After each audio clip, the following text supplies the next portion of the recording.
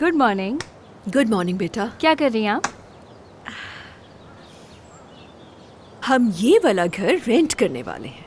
क्या आप सच कह रही हैं? मुझे तो यकीन ही नहीं आ रहा। आप दुनिया की बेस्ट मॉम है। कितनी बात सुनती हैं आप मेरी। अब कितना अच्छा हो जाएगा। मैं अनम को बताती हूँ। अरे रुको, मुझे जान कुछ पे भी नहीं मेरा सुनना। बाकी है। नवाज, अनम, अनम। कोई फायदा नहीं। बेबी, हनी, हाथ छोड़ो मेरा। क्या हो गया है तुम्हें?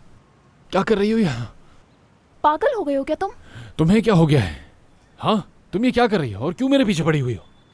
मुराद, समझ नहीं आ रहा कि तुम्हें हो क्या गया है। कल रात भी तुम इतना शोर मचाते हुए आए हो, अभी तो मेरी कलाई ही तोड़ देते। मैं तो बस तुम्हें जगा रही थी कि तुम लेट ना हो जाओ।